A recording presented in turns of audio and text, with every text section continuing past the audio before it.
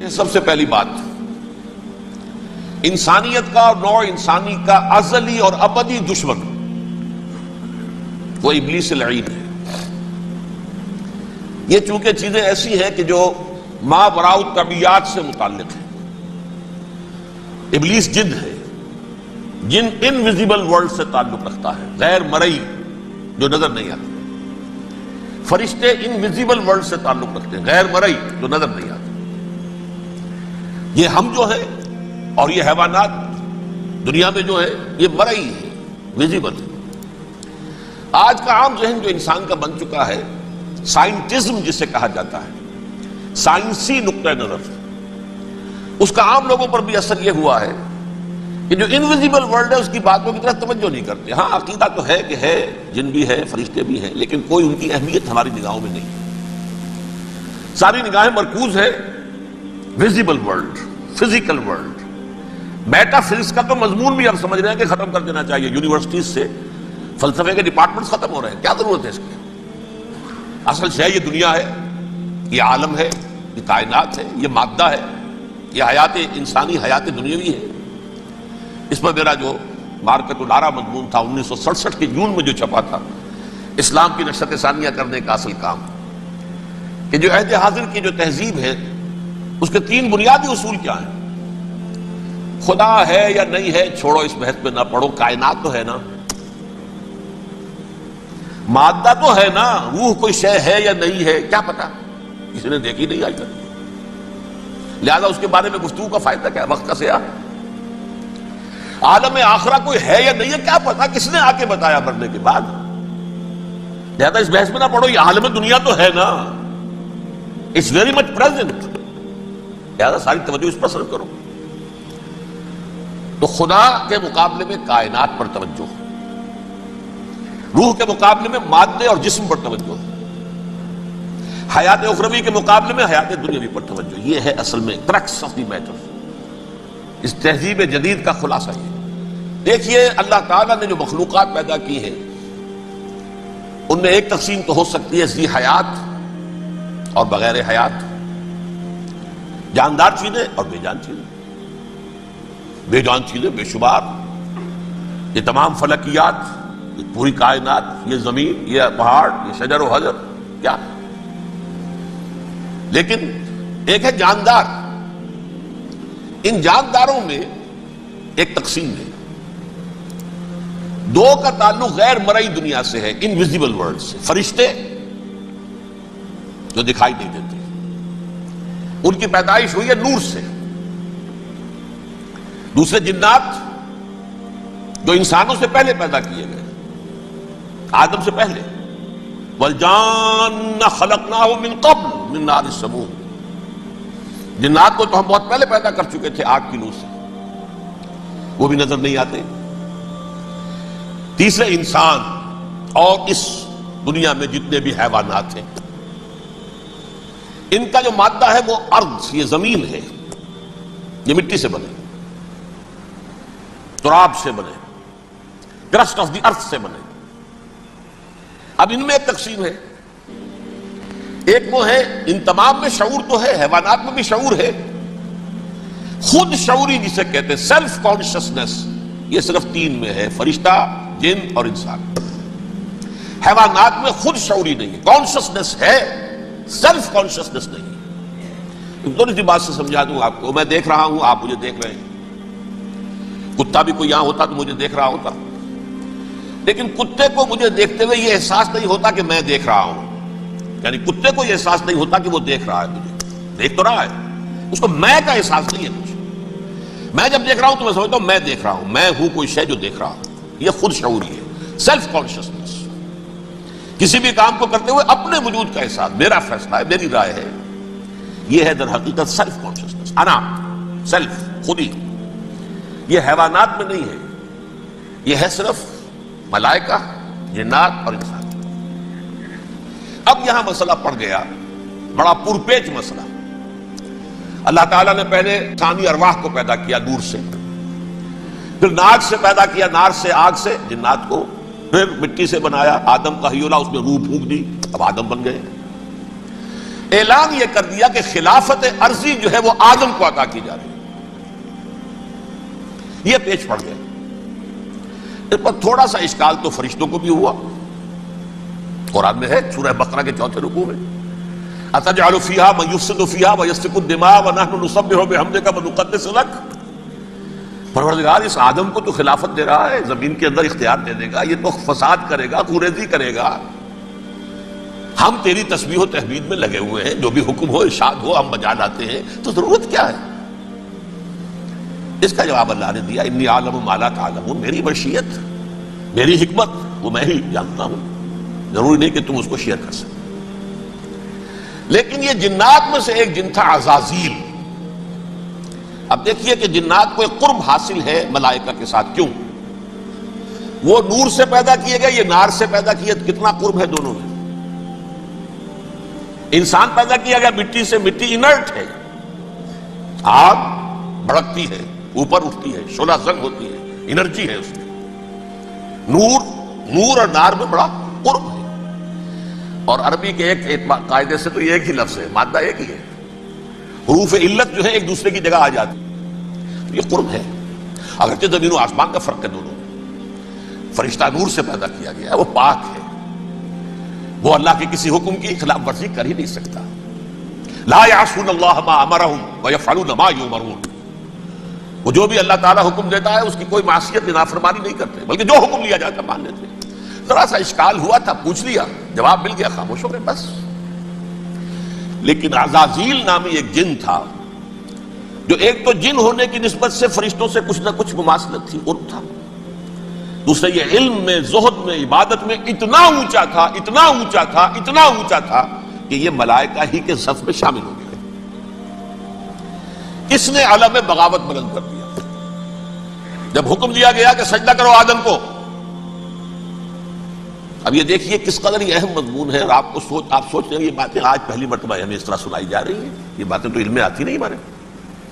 وجہ کیا ہے؟ آپ کو دلچسپی نہیں ان چیزوں سے. جدید تہذیب نے ان چیزوں کی اہمیت کو زیرو کر دیا. قرآن میں اہمیت کا کیا عالم ہے؟ 7 جگہ یہ مضمون قرآن میں آیا ہے کہ فرشتوں کو ہم نے حکم دیا سجدہ کرو آدم کو، سب نے سجدہ کیا. فسجد الملائکۃ کلھم اجمعون، سارے کے سارے، کل کے کل، سب نے مل کر سجدہ کیا آدم کو. اللہ کے حکم سے فوراً تعمیل کر دی. الا ابلیس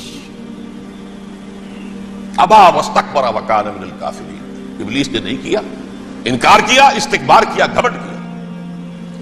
اور اس کو سورہ کہف میں بیان کر دیا گیا. یہ اس لیے کہ وہ اصل میں جنات میں سے تھا، اگرچہ شامل تو تھا فرشتوں میں اس وقت. کان من الجن ففسق عن امر ربہ، وہ اصل میں جنات میں سے تھا، اس وجہ سے وہ اپنے رب کے اس فیصلے کے خلاف کھڑا ہو گیا.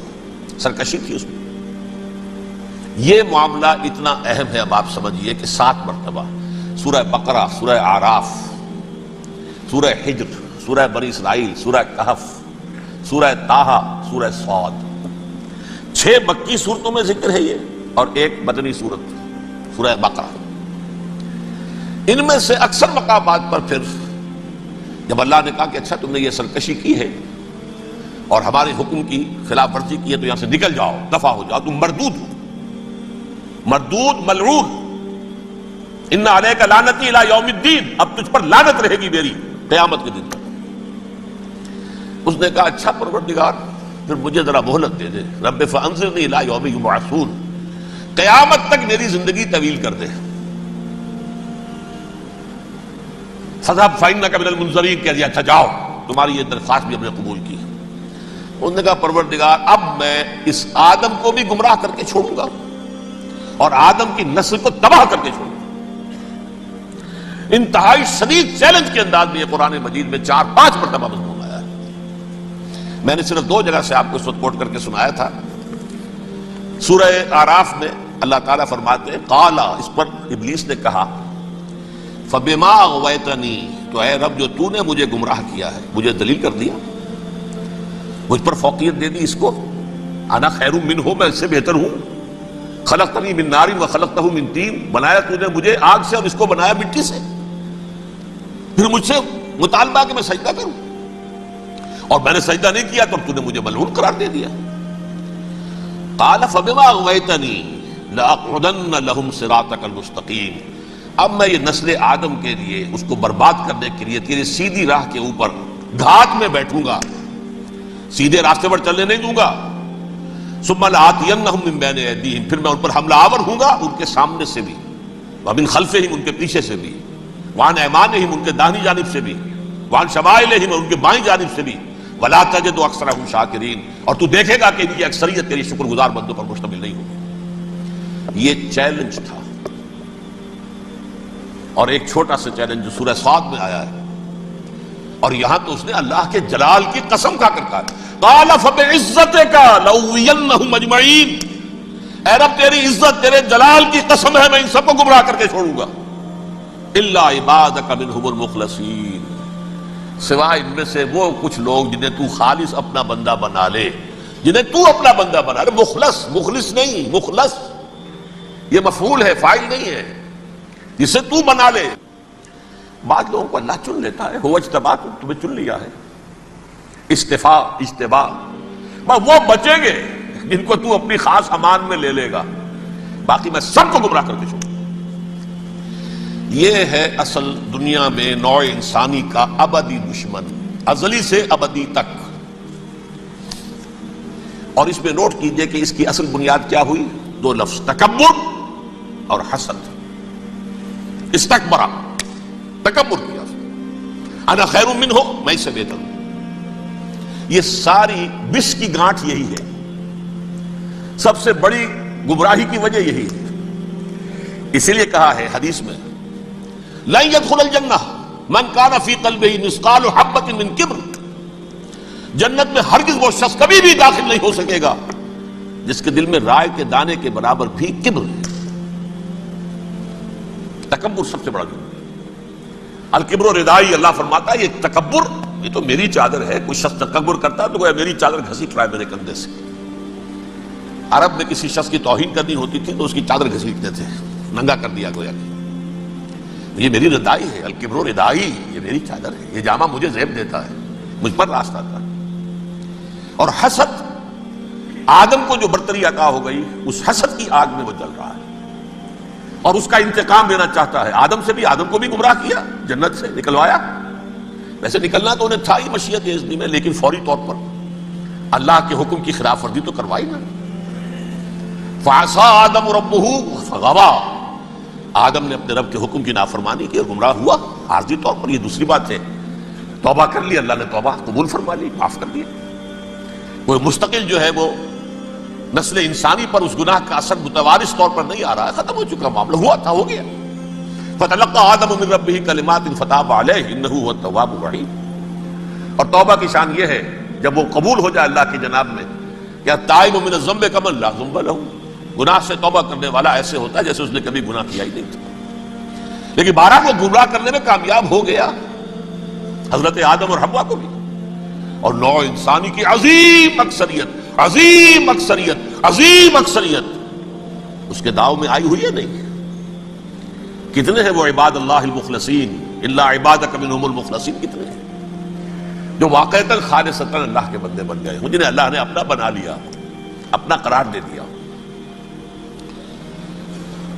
اب اس کے ساتھ نوٹ کیجئے، اس ابلیس کے ساتھ ایک فوج بھی ہے جسے قرآن مجید میں کہا گیا ہے یہ اس کی پارٹی ہے، حزب الشیطان، یہ اکیلا نہیں ہے۔ ایک تو وہ عزازیل ہے، اس کی طویل ترین عمر اللہ نے دے دی، وہ تو قیامت تک رہے گا۔